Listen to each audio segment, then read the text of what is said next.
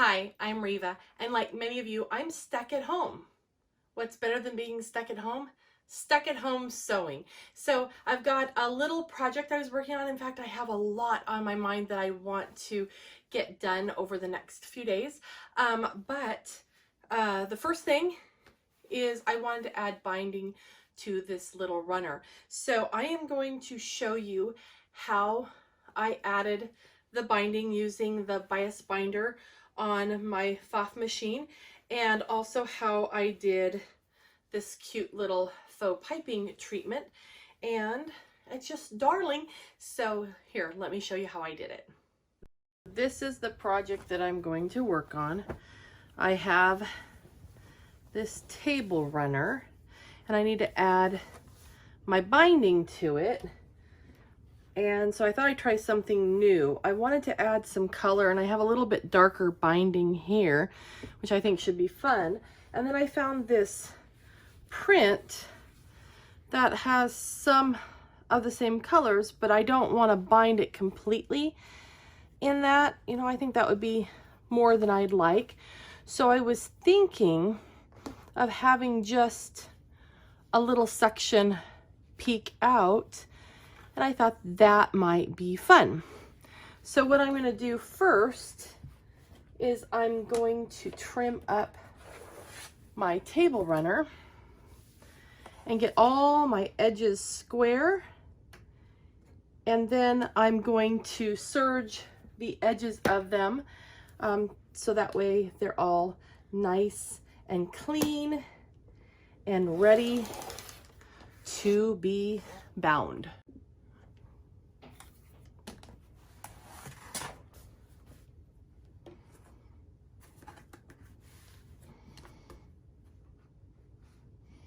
So I'm going to make sure that I have a right corner, a right angle right here at this corner, and then trim up this way. All right. And just continue the whole way. And so what I want to do is come back a little bit here, make sure that I have a straight edge for a little bit. And then every once in a while, I'm also checking my seam lines to make sure that they're in alignment with the ruler.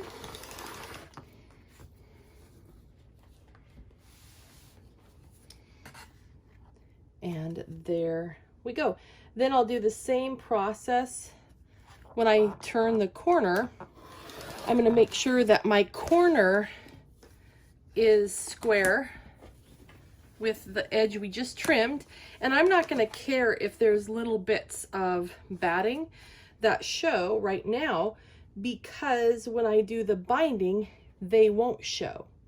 So I'm gonna come in here, and so this amount of batting that's going to be left is fine because my binding should come inside of that. And this little guy, I've had this project running around for quite a while. So actually he's been toted in bags, taken back and forth places, and thrown in a box. You ever do that where you're not quite sure if you're ready to quilt something or whatnot?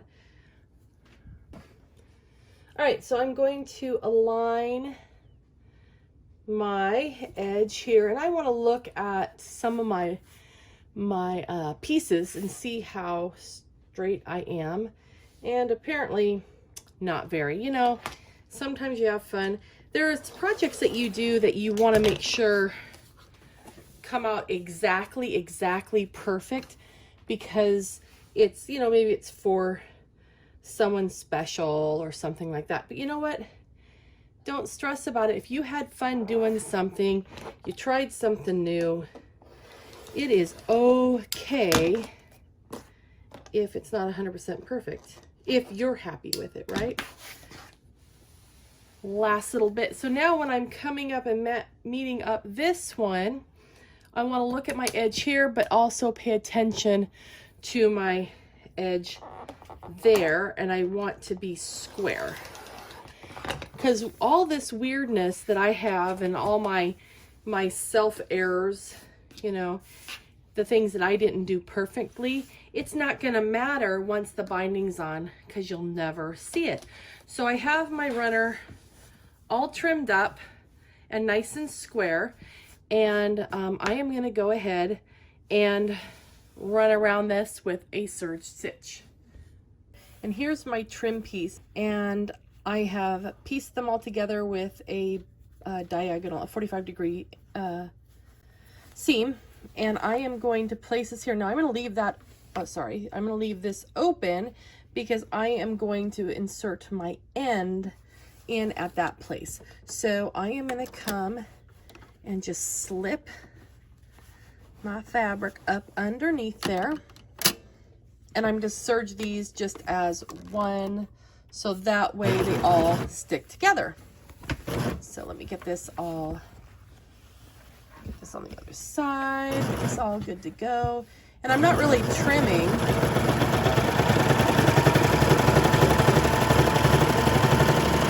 I'm just simply securing the edges together.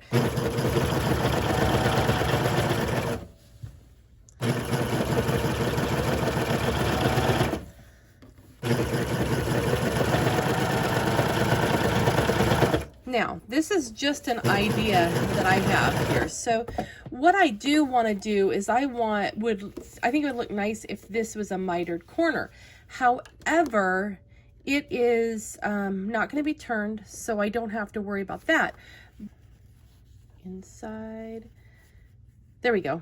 So I brought this down all the way down here, fold it at the edge, and then come back across this way. Just takes a second to think it through before you do it.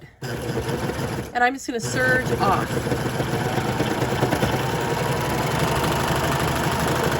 Since I'm not needing to create a continuous seam, and these are just straight sewn on, because this is actually just like kind of like basting, only it controls all the fuzzies too. So now I'm just going to start stitching. Now I can get myself positioned.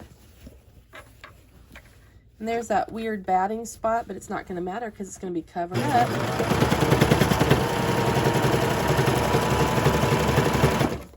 Okay. Fabulous.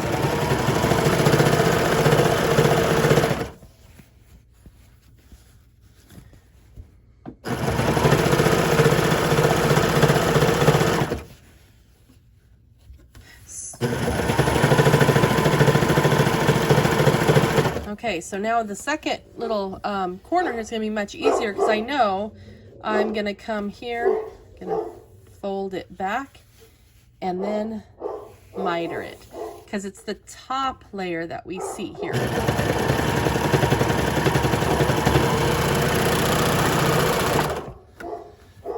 Now, one thing you'll notice is that when you're stuck at home sewing, your dog barks, everything happens. It's fun. Anyway, it is fun spending time with the pup and sewing. What could be better?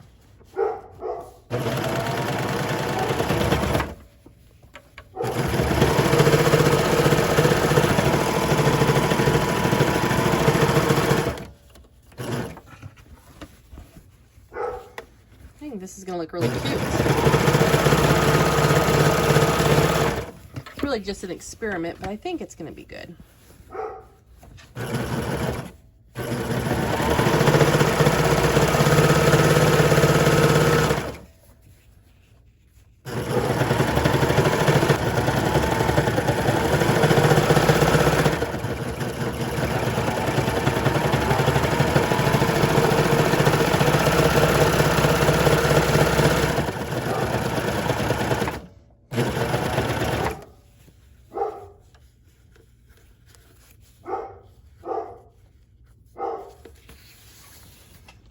Kind of a weird spot, because that's where my binding actually, where the strips, I pieced them together, so that's going to be a little thick, but I think it's going to look okay.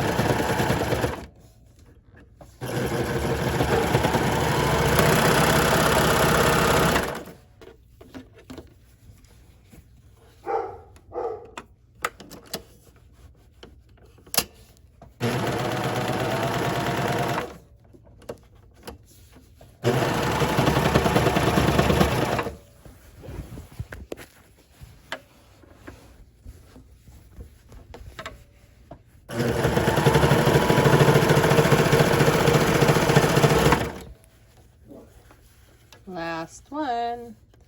So right there. Then turn and angle.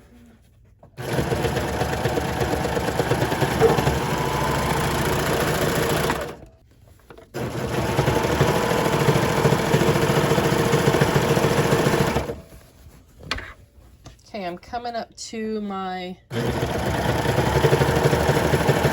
original spot where we're going to tuck in here in just a second. All right, so here's my the piece I started. I'm going to fold that down, and I'm going to take my scissors, and I am going to just cut this piece off, because all I'm going to do, this is so fancy, I am going to make sure that this bottom, the first piece we started, the first one we started with, is laying nice and flat, and then I'm going to place that inside, and then I'm going to just stitch it on. And look, I'm starting to tip up there, so I'm going to get that secured down. There we go.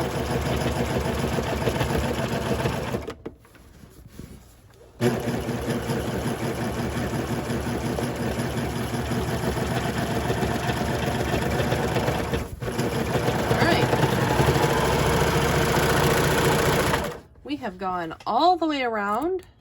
We got a nice little join here.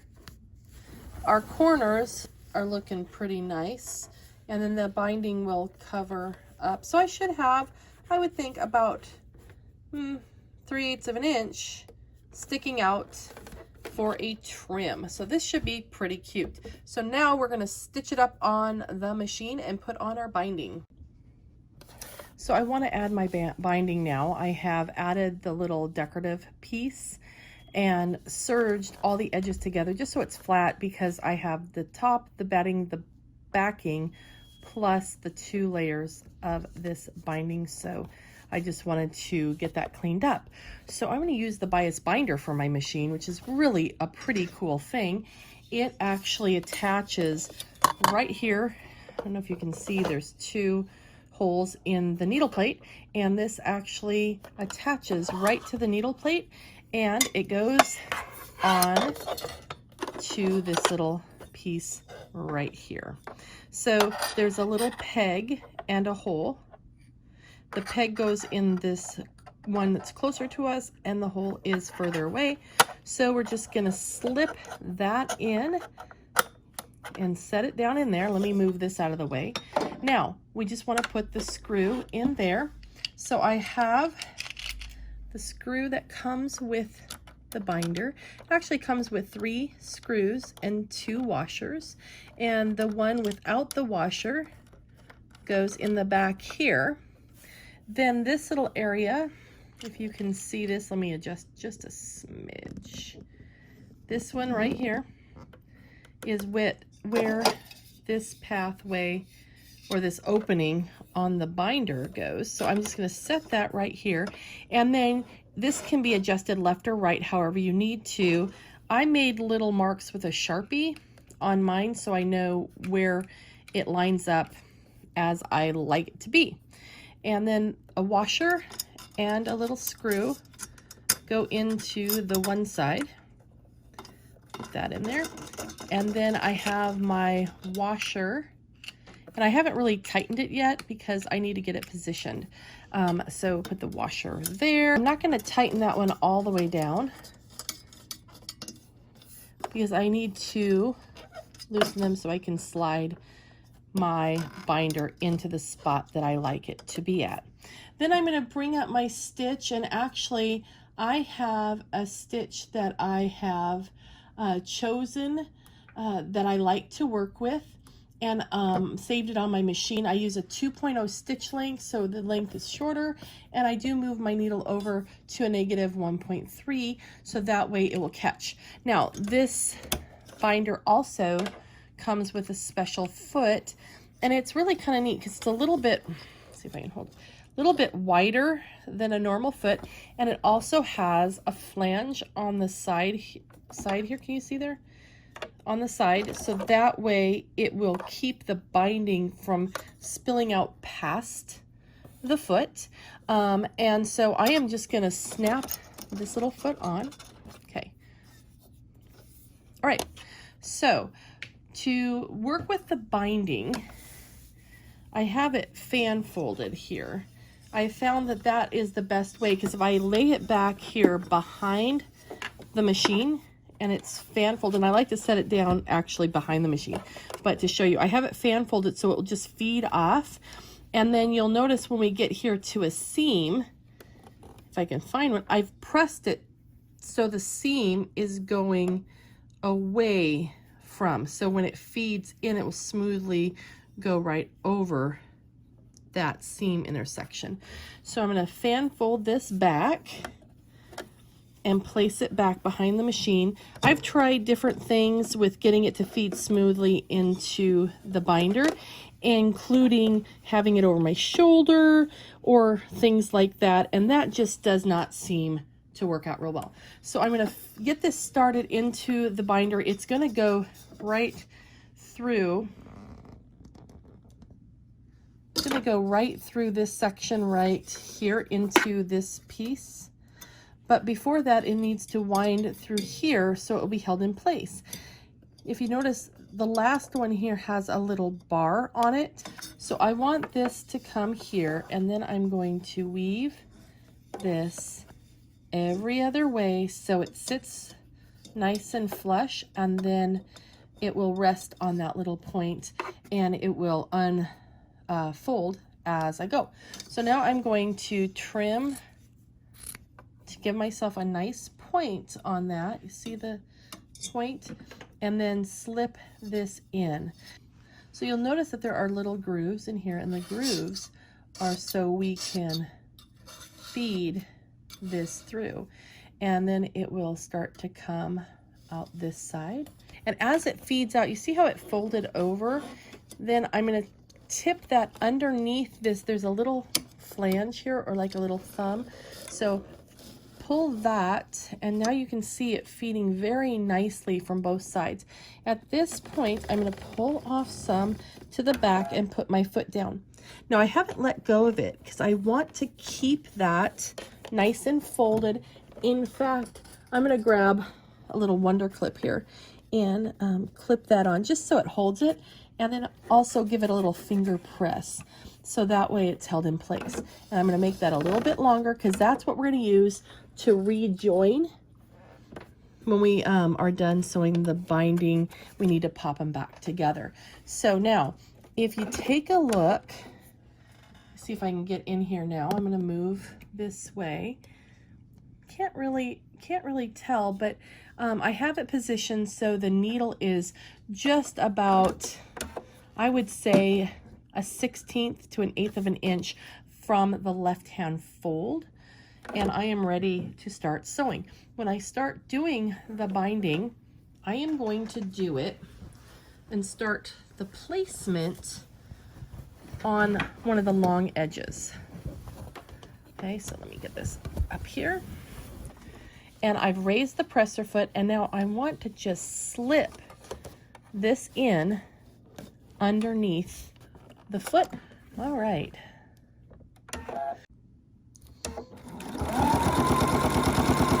Okay, we're now approaching a corner, and so I'm going to sew up, and then at the corner, I'm actually going to stop sewing right on that edge.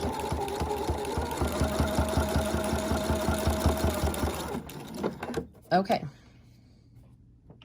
so now what I'm going to do is I'm going to pull the fabric to the back, the binding to the back, and I'm going to keep it taut, and I'm going to put my foot down. And then I'm going to finger press. I want to just really get that, the crease set, because as you notice, the binding goes into the binder as a flat piece. So this is pretty cool that it is folding it for us. So now what I want to do is I'm going to come around and I am going to make our turn on our corner here. So what I'm going to do is take my Quilter Select glue stick, which of course you know it hides under stuff when you want to use it, right? It hides. So it is a bright yellow color, and I'm just going to add some right down the side. Now it's bright yellow, which is awesome because you can see where you have applied it. Yet it will dry clear, and it dries very quickly. I'm going to work with just one side. So on the edge that I have the outer fold, you know, the final outside fold, I'm going to put that right along the edge of my quilt. Then I'm going to fold that over, and I'm going to take a look at my miter.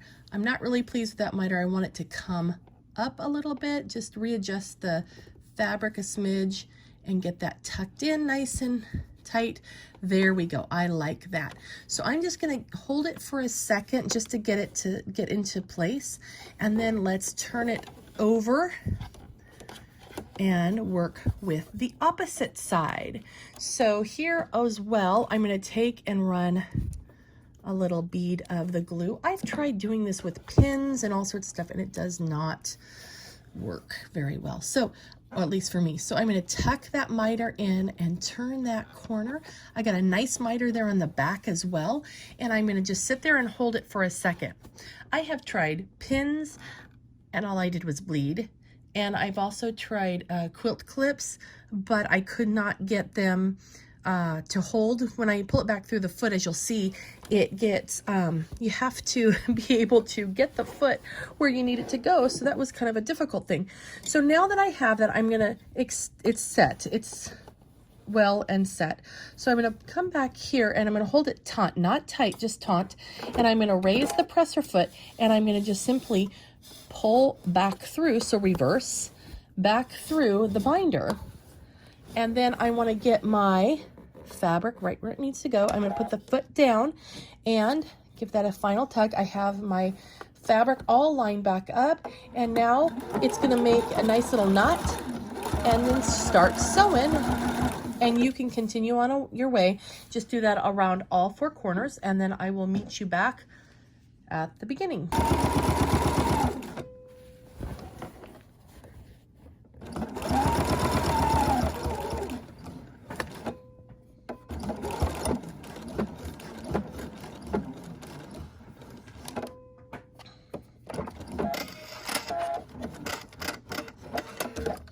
I'm going to take my binder off now, and I'm going to pull the remaining fabric out. I don't have a lot.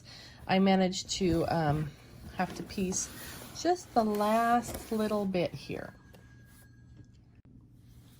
Okay, so now I need to close up my binding here, and I want to close it with a 45-degree seams. So I'm going to take the 45-degree mark on my ruler, align it to the edge of my binding, and then I'm going to come in here with my tool.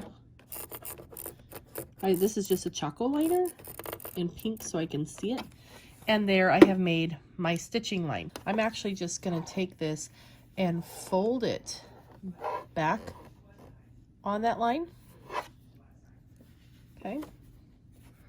Give it a nice little crease, and I have my nice little 45-degree angle, and then I'm going to open this piece up nice and flat, get it flat on my project, and then lay it right across. And that's a little bit long on my end, it's getting in my way, so I'm going to fold under this so it's not in my way, and lay this right over top. All right, so there that is. Now I'm going to just simply mark that. And if you want to get really snazzy, you can always come here, add some glue into the seam allowance, and just push to hold that in place, and then you'll see that we are good to go. So now I have it in here, and I need to stitch. Okay, so now I have it, and I can slip it under my machine, and I'm going to put my needle down, get it into the little V, take a couple stitches to secure it, and then I'm gonna aim my V on this side with my center needle. See the center line there? I'm gonna align it with that and stitch. Now, if you have a machine that has a guide, illuminated guide that comes out of the front, either the laser guide or the LED guide, then that's pretty fabulous. So then let's just give it a test. Yep, that closes pretty good. You always do the test before you actually cut the fabric off, right? So now I'm gonna come in here and we'll get this trimmed up.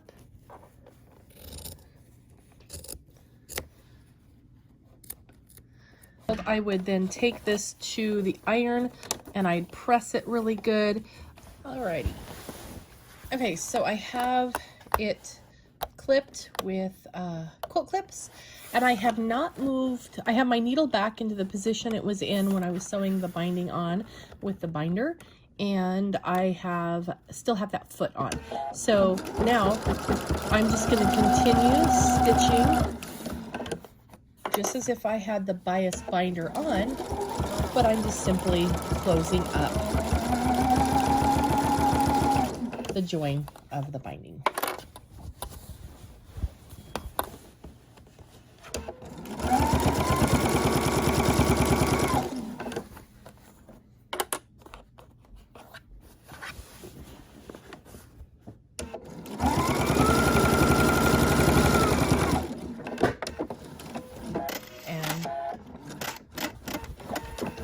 It's all closed up.